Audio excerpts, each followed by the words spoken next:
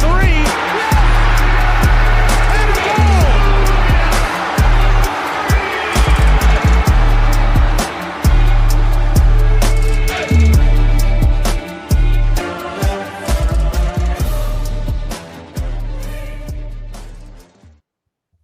It's Bearcat Blitz on the Believe Network. Happy Friday, everybody.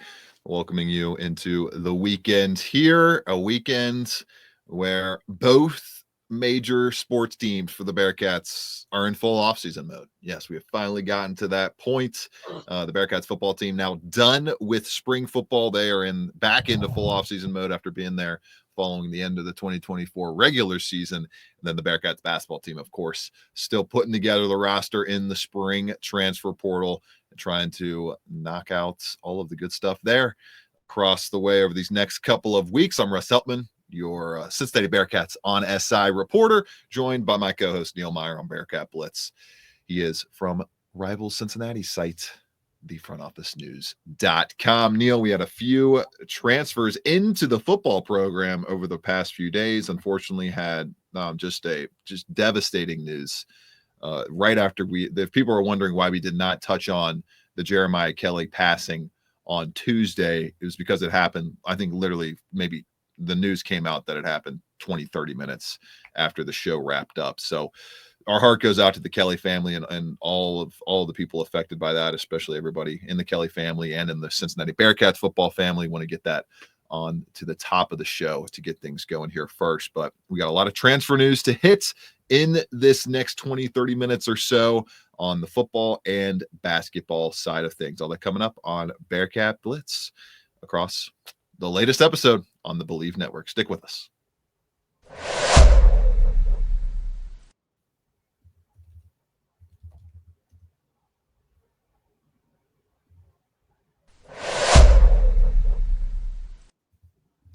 Neil, I think we have to start in a really rough spot here. We have to acknowledge this, and we have to say our condolences for Jeremiah Kelly. It's Neil. I think this is the first time I've covered an active player passing for any team that I've covered in my entire career on the beat. Going on, we're getting close to the 10-year mark. You're better part of 10 years here for me covering college and professional sports teams. Just awful news. Freshman center, 6'3", 290-pound player, was part of the early enrollee portion of Cincinnati's 2025 recruiting class.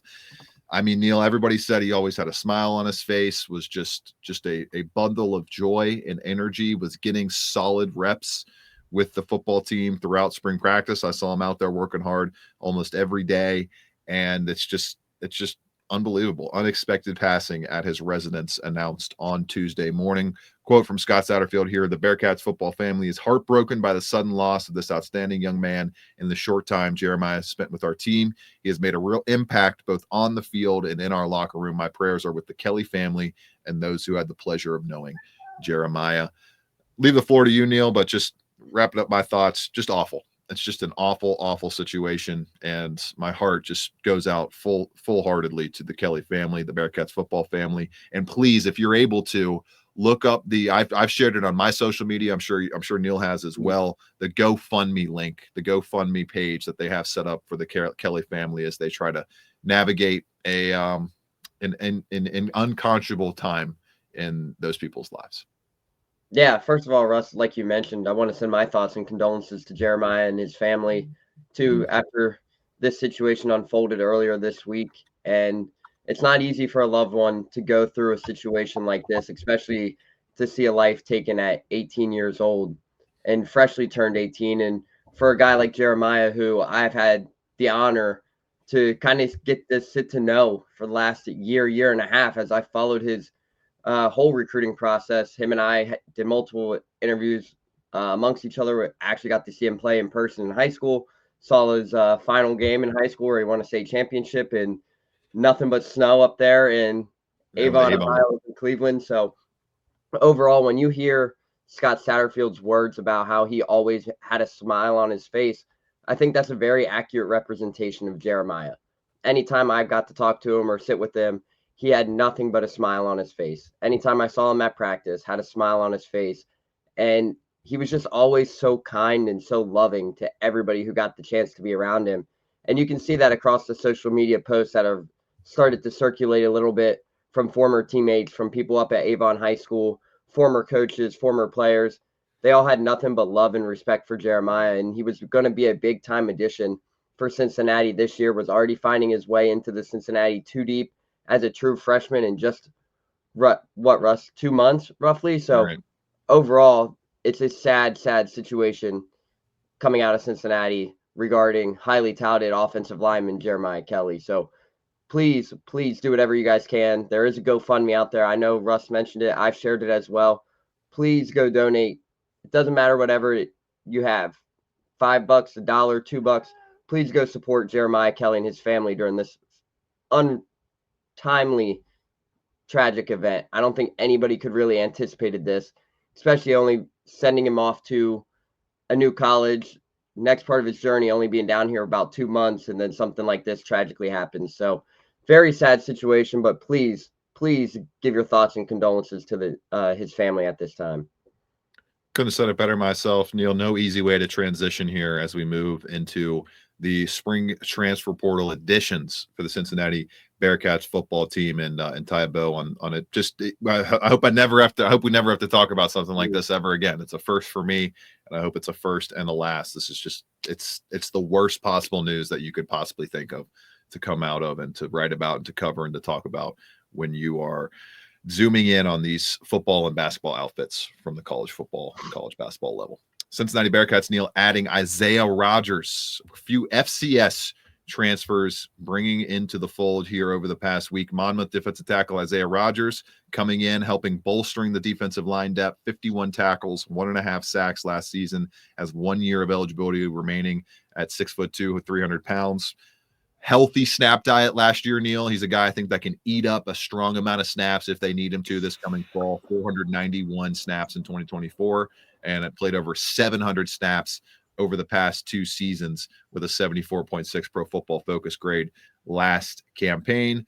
Solid depth there, Neil, and we'll pair him together with Elijah Gunn, another FCS defensive tackle. More depth to come in behind Jalen Hunt and Dante Corleone. Out of Southern Illinois, Elijah Gunn has 3 more seasons of eligibility, so a little bit of a higher upside, younger player than maybe you could see out of Rogers. 67.3 PFF grade last season on 300 snaps at 6'3", 290 pounds for Southern Illinois. Neil, maybe a possibly diamond in the rough that they can develop under Walt Stewart in this defensive line hierarchy. But as we stand here today, Neil, before we get to the other addition, looks like defensive tackle especially, and probably defensive end at that, is pretty well fleshed out as we sit here on one of the last weekends of April. Yeah, absolutely. And it's worth noting too, Russ, we heard from Scott Satterfield after the spring showcase about what they were going to go out and address. He mentioned depth pieces, but he mentioned about 3 to 4 guys at least, maybe a couple more. And sitting about a week later, that's about where we're at. You look at Joe Cotton, you look at Isaiah Rogers, you look at Elijah Gunn, you look at Isaiah Johnson as well, the wide receiver we're about to get into. They're sitting right about where they wanted to go, but it's nice to have depth at the defensive tackle position, and they're trying to do everything they possibly can to avoid another situation like last year where one injury happens another injury happens. They just got injury riddled there at the defensive line position, which the depth got tested. Teams got worn down towards the end of the year. So they're trying to avoid that situation at all costs. So overall, I think 2 big additions, obviously, in Isaiah Rogers and Elijah Gunn. Now, it's going to be interesting to see. And probably, Neil, additions that kind of understand where they're entering in the hierarchy. It's not going to be like, oh, you guys said I was going to be a starter or all this stuff, and now I'm going to start causing locker room problems. I'm not getting the sense that it seems like the lane has kind of been defined for these guys as to where they're going to start out, and then you can build from there. But we know who the cream of the crop is on this defensive line. Yes, most definitely. And like we talk about, Isaiah Rogers only has that 1 year of eligibility left. But for me, Russ, I'm going to be looking at Elijah Gunn more in depth to see how does he respond here now with a spring session with Nico Palizzetti? Where does he stand come fall camp? 3 Yeah. years of eligibility left. They have now prime opportunity to sit and develop him under Walt Stewart, and it's going to be interesting to see how does he really come in and handle this new challenge, because we all know the work and the testament that Nico Palizzetti does with this staff, this group of guys in the weight room. He pushed them pretty hard. Now it's going to be interesting to see what will Elijah Gunn look like come fall camp, early August, where 6'3", 290 right now. Will he be 6'3", 6'4"? Will he be 310, 305? It's going to be interesting to see what they really kind of do with him over the next few months heading into fall camp.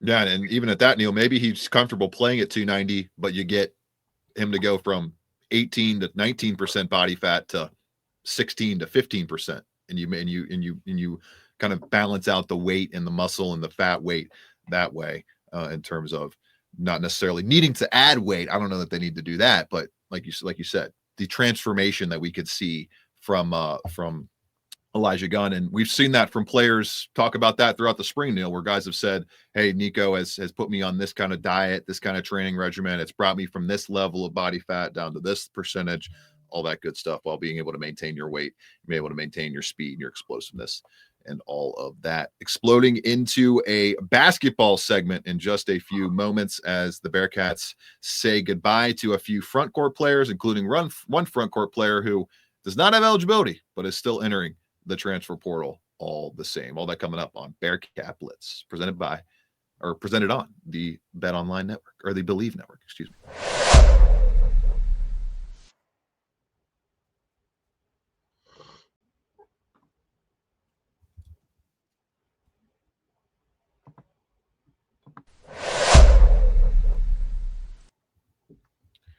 Neil, we'll start with two players that are not going to be on the Bearcats roster in 2025-26. Aziz Bandaogo has entered the transfer portal with no seasons of eligibility left.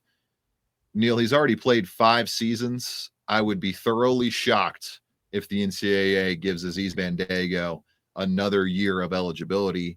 I don't really know even what he would be trying to base another year of eligibility off of, but that's neither here nor there. And on top of that, Neil, Arrington Page headed to the Big Ten. He's going to be playing for the Northwestern Wildcats, continuing his college basketball career there, as Cincinnati will have a completely different 1-2 punch at the 4-5 position in 25-26. Yeah, and Russ, it was interesting to see the news of Aziz Bandaogo entering the transfer portal, because not only did it come after the portal closes, but he also has no eligibility, like you mentioned. And right. I still don't he really had to understand. Put those papers in like at midnight on Monday. Was it midnight Monday or was it midnight Tuesday? One of those days when the portal closed. It had to be right at the end. And what I don't understand in this situation is, we talked about it earlier in the week.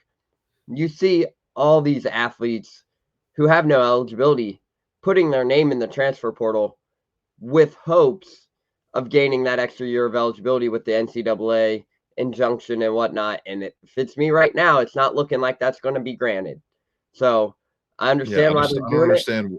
I mean, do you get what he's going for here, Neil? Because I don't understand it. I don't like, there is no basis for him to get another year of eligibility. There isn't. He doesn't have an injury waiver. There's just no, like, he's played 5 full years in college basketball, including his COVID season. There's no red shirts in there. I mean, it is what it is. Aziz, I more power to him if he's able to pull this off, but there is no basis for him to be able to play more college basketball with where he's standing in his career. Yes, and I'm right there with you, because you look down at everything.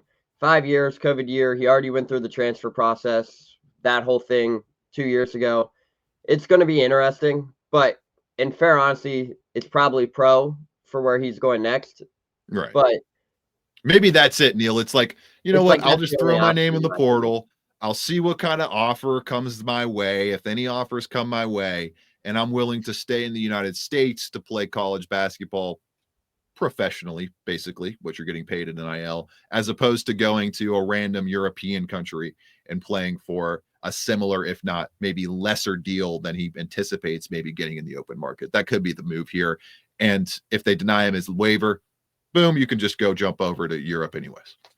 Yeah, I think more than important is them waiting to see what happens with the NCAA injunction. But overall, I don't think we will see him in another college uniform next year, if you're being full transparent. I'm with you. Just Yeah. like many other athletes who have entered with no eligibility, I think we're going to see most of those guys begin their pro career or their next chapter of life, whether that's working a job, working a 9 to 5, whatever it might be. But there's going to be a lot of guys who are in the portal right now and exhausted all their eligibility who enter despite trying to see what this NCAA injunction might be. Hey, do we get a fifth year or whatnot? And frankly, there are probably most of them are going to be disappointed because of how things are trending right now. But overall, it's an interesting thing. But if it's me, I understand why he's trying to do it. But just go ahead and start your pro career and kind of take that route. Especially at his age, he's not getting any younger. The pros are what, 24 to 28. That's your prime years. So I mean, Yeah. he's already 24. You might as well just go ahead and get that thing started. We shall see what happens with Aziz Bandago. I forgot, Neil. One note on the football side that we didn't touch on in depth. You mentioned his name, but we got to touch on it real quick here before I forget. Western Carolina transfer Isaiah Johnson, wide receiver room, getting an addition. Makes a lot of sense, Neil, with Tony Johnson sniffing around UCF. Him basically, he's gone. Tony Johnson, I would be shocked. He will not be a Bearcat next fall. So they bring in another Johnson, Isaiah Johnson, to the fold, had a 69.3 PFF grade and as a true freshman last season at Western Carolina, 253 total snaps, 69.3 offensive grade. As I mentioned, solid production. I think he could be a decent backup, if not eventual starting slot option, which is where he operated out of last season for the majority of his entire snap rate, was on the left and right side as a slot wide receiver. And Neil, overall stats, 21 catches, 303 yards, and 5 touchdowns. 3 years of eligibility left. This is a solid upside move, I think, bringing in a guy like Isaiah Johnson to potentially be your starting slot of the future. Yeah, and I'm right there with you too, because you look at it kind of goes back to the similar situation like I mentioned earlier, Russ, too, about adding depth to those positions. 6 foot, 180-pound receiver, 3 years of eligibility. He only had 21 catches last season for Western Carolina, but 303 yards and 5 touchdowns. So overall, you look at Cincinnati's wide receiver room right now: Caleb Goody, senior; Jeff Caldwell, senior; Tony Johnson was a senior. He now left. There's He's a another lot. one of those explosive kind of big play guys, Neil. 21 catches for 303 yards. My quick Ohio University math, that's roughly 15 yards a catch. That'll do. Yeah, and that's a big time addition. Now it's going to be interesting to see how does he come in and get this playbook down heading into year one. But this could be a guy, Russ, who comes into Cincinnati if he stays all 3 years of his final eligibility and could have a big role and a big impact carved out for this offense, Brendan Sorsby, and the quarterbacks of the future, depending how long he stays. But for Cincinnati, you knew you needed another wide receiver after Tony Johnson hit the portal. You go out and you get it, and it's going to be interesting to see what that wide receiver room does this year with no returners in that wide receiver room outside of Barry Jackson. So overall, it's going to be interesting that they're pretty much rocking with the Caleb Goody, Jeff Caldwell, and company up front at that wide receiver position. So it's going to be interesting, but Noah Jennings as well, Neil. I keep forgetting Jennings about as well, him yeah.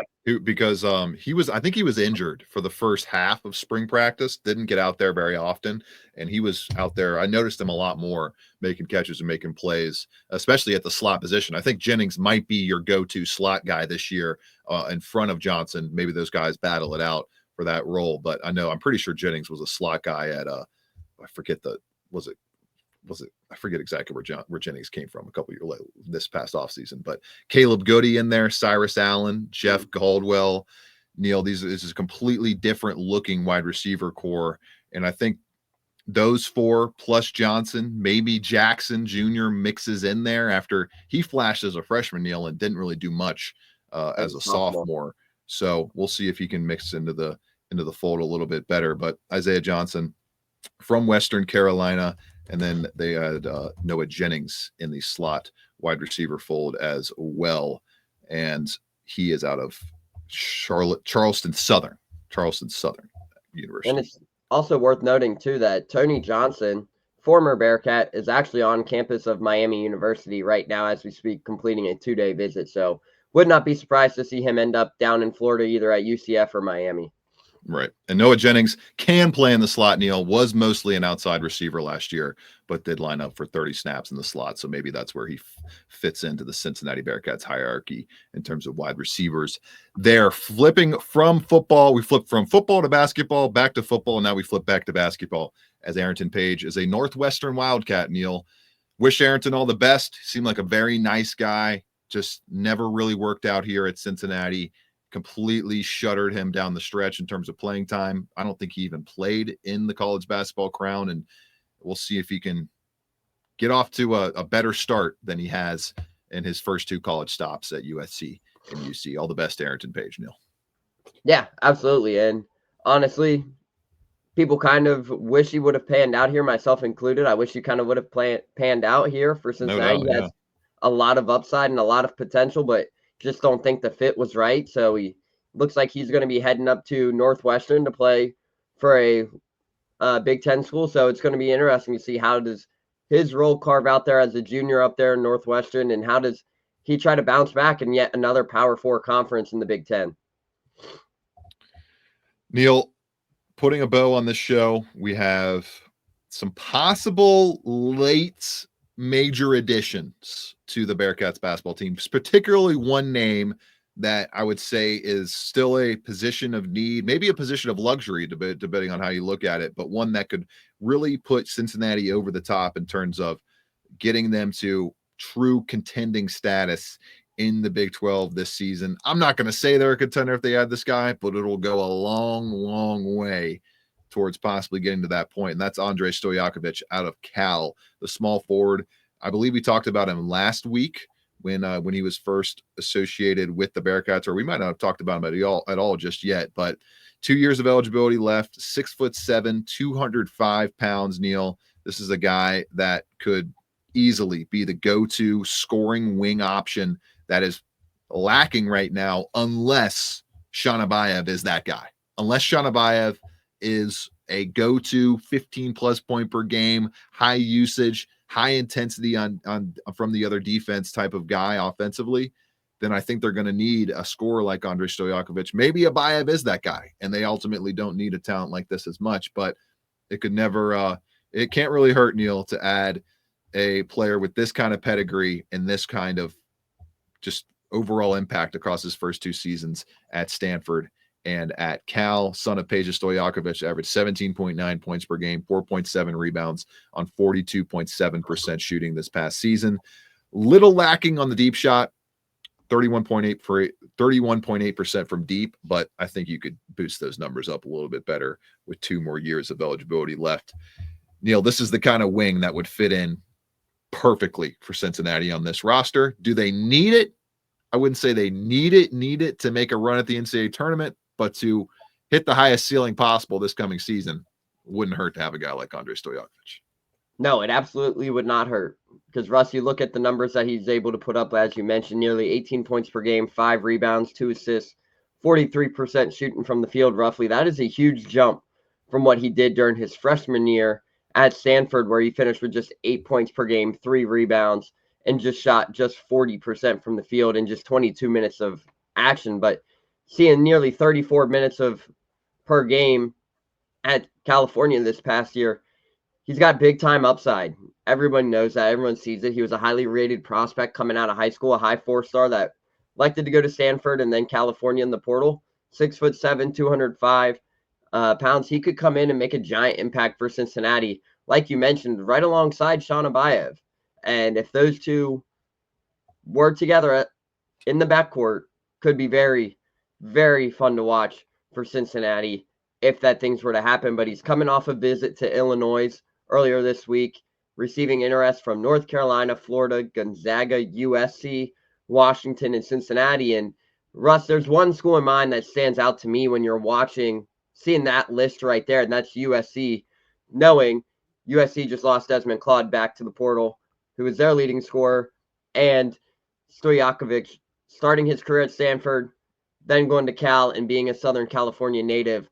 that's the school that kind of stands out for me. But looking down there, if Cincinnati's in that list and in that contention, they're right there in the fold for another big-time player. And if Wes Miller and this staff is able to land Andre Stojakovic in this portal, Stojakovic in this portal edition, it would be a solidified their roster, complete rebuild, but it would put their roster over the top, and probably a lot of us fans or media members will be getting a lot more hope than what we had towards the end of the season last year. I can't let myself do it. They're doing their best to make me want to waver, but I can't let myself do it, Neil. Cannot put postseason expectations on this team until I see what they look like in the first half of January. That's just where we are at this point in the timeline with Wes Miller teams. But God, that man knows how to accumulate talent. He knows how to accumulate talent. Him and Corey Evans have done a really good job, in my opinion, of building this roster back up in entering his 5th season at the helm of the Bearcats. For Neil Meyer, I'm Russ Eltman. This has been Bearcat Blitz, presented on the Believe Network. We'll talk to you all again after a jam-packed weekend in the tri-state area of Cincinnati. Hope you all enjoy another few final days to the week, and we will talk to you all and have all the news that comes out of it on Tuesday this coming week. Tuesday and Friday, the off-season schedule for Bearcat Blitz. Enjoy the weekend, everybody. This is the second. 15 seconds left. Shot clock off. 4-point game. DeJulius puts up a 3. And a goal! 3 seconds left.